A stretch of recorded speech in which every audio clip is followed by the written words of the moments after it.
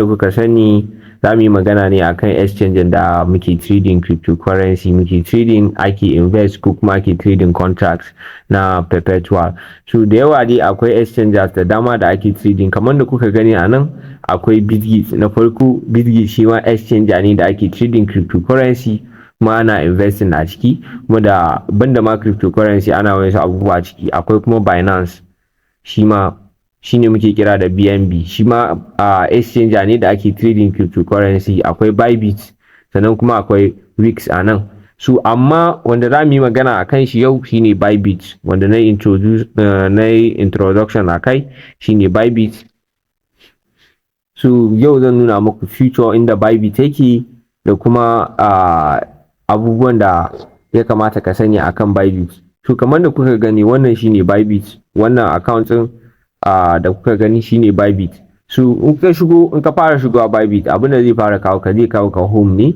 So that means home naka na Bybit kenan. So a sama zaka ga abin da aka sa deposit. So kamar yanzu za ka yi deposition, kun ga wannan account din ba ko sisi a ciki. Wajen total assets za ku ga 0.30 USDT. So yana meaning ba komi kenan a ciki. So yanzu za ka iya komar da shi, account din yana kan dala kenan. So za ka iya komar da shi, kan duk wani currency, select duk wani currency da ka sani za ka iya mai da shi. Either naira, kaga ga naira nan, so za mu iya mai da shi akan naira. So kun ga kuɗin da ke cikin Bybit kenan yanzu 470, so a naira kenan. So yanzu in za mai da shi zuwa dala, so za ka danna nan, za ka danna wajen naira in nan da ka gani, sai ka mai da shi USDT. So in ka mai da shi USDT zai koma USDT misali kenan. Sannan a ƙasan shi za ku ga abin da aka sa P2P trading, reward, co-op, demo trading. So kamar yanzu za ka yi switching account naka zuwa demo, ko za ka danna wannan demo in ne a misali haka zai mai da kai demo. So in kana so kaga nan ne demo naka, da zaran ka shiga demo kaga ga access naka na demo, wajen access nan kuma wajen trading da zaka yi trading a demo. So yanzu zaka koma zuwa live account, zaka ga live trading a sama. So zaka yi switching zuwa live trading. So kaga yanzu ya dawo da kai live account naka, asalin account naka kenan. So in kana so ka gan duka service na Bybit, ko aka shiga mu nan ne. So in ka shiga mu, duk wani service da yake under Bybit haka duka zaka gan shi a nan. Duk wani service da yake under Bybit zaka gan shi a nan. So bayan ka gama abin da zaka yi a service, sai ka zo nan ƙasa kaga gain and losers din nan. Me yake ma'ana gain and losers din nan? So duk wani coin, cryptocurrency da aka yi trading nashi ko kuma aka yi investing nashi, aka yi gini ya karu da percentage, ka gani 24 hours da price da trading pairs. So trading pairs yana ma'ana duk wani cryptocurrency dai da ka sani da yake da contract da Bybit, so da ka gan shi a nan ga price nashi. Wannan kuma yana ma'ana charges, 24 hours charges inda ya karu, so na gain kenan, irin abin da aka samu kenan cryptocurrency da suka tashi a cikin 24 hours. Then losers, so duk wani cryptocurrency inda ya losing charges, so da ka gan shi a nan. Then turnover in nan, so da ka gan irin highest cryptocurrency da sauransu dai wanda suke kan market suke highest. So da new, duk wani sababbin cryptocurrency, kaga kamar Bombi USDT nan sabon cryptocurrency ne da aka yi launching, so da ka gan shi a nan. Sai kuma cryptocurrency da ke hot, irin wanda yake zafi, so then favorite. So da ka iya adding cryptocurrency kamar coins din da kake trading, za ka iya adding nasu a favorite. Wannan kana shigowa kawai za ka gan su a nan. So next thing abin da ya kamata ku sani shine kamar market din nan. So market yana ma'ana, dama na ga muku akwai 3 type of crypto traders. Akwai spot traders, su ne masu siyan coin, kamar da ka gani akwai spot traders. So duk wani spot trading da ka sani za ka siya coin, so za ka ga market nasu a nan spot. Akwai kuma future traders, perpetual kenan, derivative kenan, so future masu trading contract kenan, traders kenan. So da ka gani akwai favorite, akwai hot, akwai pre-market, akwai gains, akwai over, turnover, akwai opportunities. So usually tun da kai kana trading ne da swing trader da day trader, so da ka bar shi a derivative din nan, kana trading ba wai kana sayan coin bane, ba wai kai spot bane kana sayan coin. To shine kan market din nan. Sannan future na uku da ya kamata ka sani shine trade. So wajen trade din nan da kake gani, wajen da zaka shiga trade ne, da wajen kuma da chart inda zaka gan statistic na chart naka, da inda bar chart naka yake moving, inda zaka ga chart na komai da order block inda suke tafiya clockwise da anti-clockwise duka zaka gan su a nan wajen. Ada datas, kaga datas na BTC kenan, duk chart din nan yana kan BTC. So datas na BTC da calendar na BTC, irin datas na calendar naka, sai da contract irin inda BTC ya tashi, index price nashi da mark price duka yana da amfani da funding rates. So duka irin wannan abubuwan in baka sani shi ba, a ƙasa ma zaka ga 24 hours volume, 24 hours turnover da ya bada, irin ya bada kusan 13.2 billion USDT. So the maintain margin, the initial margin, so duka open interest, so duka ya kamata a ce kana zuwa kana duddubawa, shine amfanin chart din nan daman. So da aka kuma charges da yake reading a sama da yanayin average nashi da yake tafiya. So misali yanzu in ba BTC kake so kai trading ba, tunda nan wajen trade ne daman, so da ka zo nan sama inda kaga aka sa BTC USDT da plus 2.3 charges din nan, so da ka taba kan sama wajen BTC in da ka taba saman BTC in zai kawo ka wajen da zaka yi searching duk wani crypto inda kake so kai trading. A misali yanzu za ka yi trading ba BTC za ka yi trading ba, so amma misali ya kamata ka lura kai ba spot trading kake yi ba, in yana saman spot din nan ka mai da shi perpetual ba wai futures ba. So perpetual ne kake trading, sai ka mai da shi perpetual, sai ka yi searching duk wani coin din da kake so kai trading. Kamar yanzu example high USDT kake so kai trading, so za ka yi searching high USDT, kaga fito da high USDT, sannan a kasan shi zaka ga an sa USDT perpetual. So that means yana ma'ana wannan kenan za ka yi trading, perpetual. So amma in kamar yanzu kai searching atom USDT, yanzu misali atom USDT da kai searching atom USDT, so zaka ga atom sun fito ma da yawa.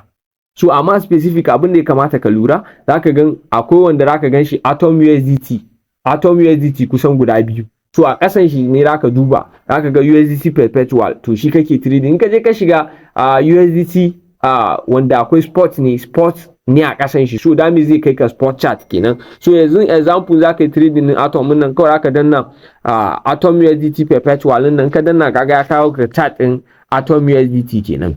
So a sama kuma aka ga convert, zaka ga convert, no that means kenan zaka yi converting cryptocurrency naka kenan. A misali zaka ga convert a nan, that means zaka yi converting cryptocurrency naka kenan. So a zaka ga sports, so spot din yana mana irin zaka yi trading spot kenan, zaka siya coin zaka ajiye BTC, kaga da muka sa shi spot ya dawo da mu chart in BTC ne. So that means yana under, kaga da muka je futures din nan yana chart in atom USDT, that means zaka bar chart naka yanzu to wajen trade naka akan futures din nan ne, sannan kuma ka ta trading perpetual. So sannan ka dada, kaga yanzu yana saman chart, in ka dada shi trade din nan, so wajen da zaka yi pasting trade kenan, inda zaka yi pasting trade kenan. So a example kamar da na muku magana akan margin, so abin da ya kamata ka sani a margin yana ma'ana capital din da kake using kake trading da shi. So kaga nan wajen da zaka yi pasting trade, ya zanto wajen da ka gan atom USDT da charges a ƙasa ba kaga cross ba, abin da ake ce ma cross, so that means yana ma'ana margin kenan, margin naka kenan. So sai ka sa shi a isolated, ya zanto kowane time tunda kai kana trading perpetual ne, ya zanto yana isolated ne.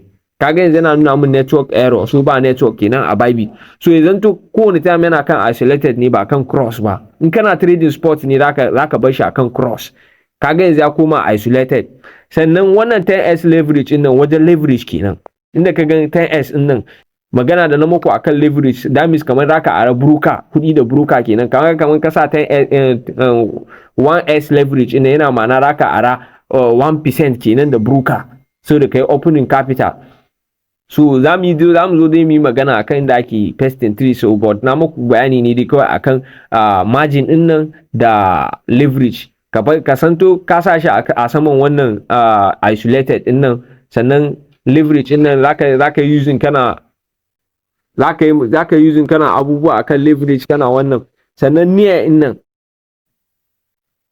last thing din da ya kamata ka sani shine near.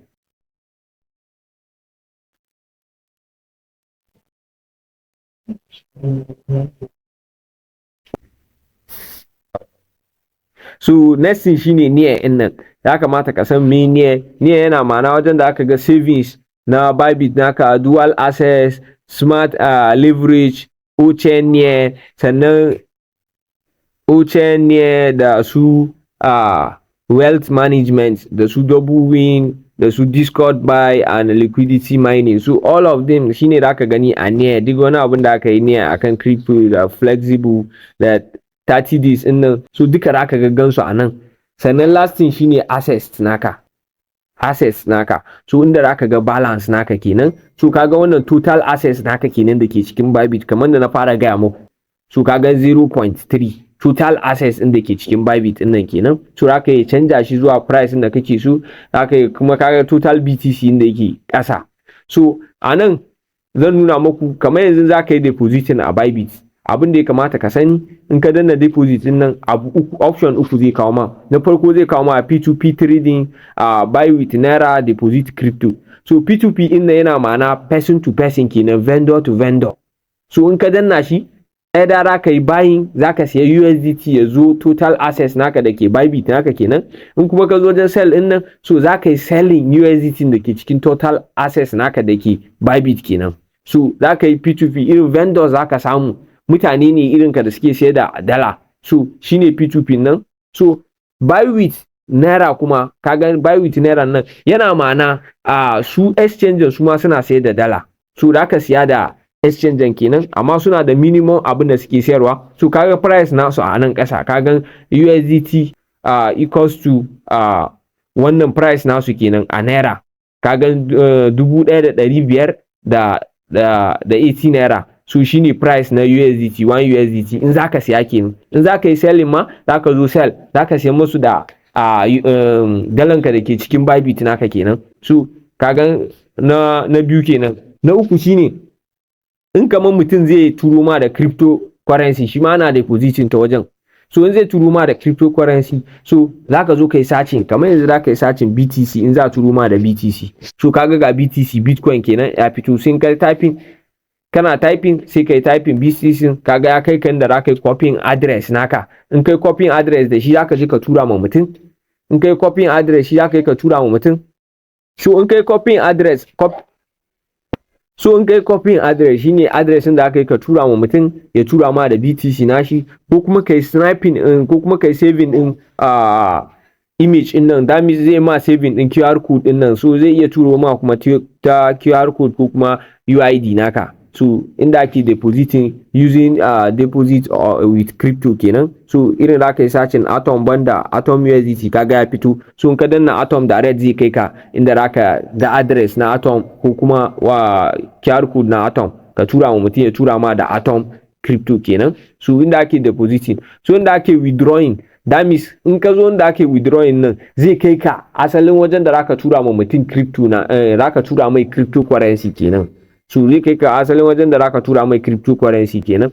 Then transfer din nan, mai transfer din yake ma'ana in zaka yi trading akwai abin da muke ce ma funding account, shine asalin total assets naka da ke Bybit. Akwai abin da muke ce ma unifunding. So unifunding yana ma'ana unified account, unified trading account yana ma'ana irin account ne wanda irin zaka kamar yanzu kana da $10, so baka so kai trading da $10 nan gaba daya, so zaka kana so kai trading ne da $5. So unifunding account zaka yi transfer zuwa kamar shi trading account ne, irin trading account ne. Wancan total account naka shine funding account naka. Unifunding account shine account naka na da aka yi taking trade, irin zaka yi transfer in USDT 5 USDT zuwa unifunding account naka, that means account din da zaka yi trading kenan. So ka gani from funding account to unifunding account, so zaka zo ka canja wani coin ne kake so ka tura, USDT kake turawa ba wai BTC ba. So ya zanto yana USDT in nan, so that means yana USDT za ka tura. An ka duba maximum USDT da muke da shi, in ka sa maximum na nan,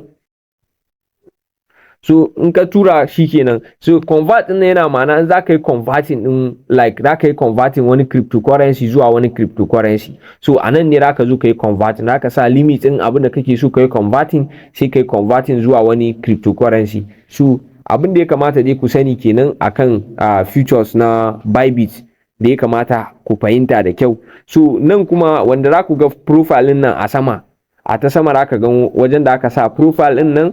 So dami yana ma'ana in ka danna shi, in ka taba wajen profile din nan, so in ka taɓa wajen profile zai kawo ka wajen profile naka ne, wajen da aka gani za ka yi inviting friends, sannan kuma za ka iya sa security ko da Google authenticator ne a saman Bybit naka, sannan wajen da aka yi creating sub account, sannan kuma da wajen demo za ka ga demo, za ka yi converting demo, sannan da settings naka ga settings na a sama, sannan kuma in make sure Bybit naka an verify nashi, kamar da ka gani a saman nan an sa verified ID, so that means wannan Bybit din an verify nashi kenan. So abin da ya kamata ku sani kenan akan Bybit features. So next bidiyon da za mu yi magana ne akan inda ake depositing da kuma inda ake inda za ka yi depositing zuwa total assets naka na Bybit naka, inda aka yi depositing kuɗi cikin Bybit naka, da kuma inda za ka yi withdrawing bayan ka yi making profit ko kuma ka yi abin da kake so ka yi a Bybit. Sannan kaka manta Bybit na gaya muku ba wai trading kaɗai ake yi ba. Kun ga a sama kun ga exchanger, a nan kuma a sama kun ga exchanger, a ta gefe kuma kun ga web3. So ana yin web3 project a cikin Bybit. So kun ga welcome to web3. So in kai web3 researcher ne, so za ka yi using Bybit kana web3 things naka da shi. So za mu yi magana next akan wannan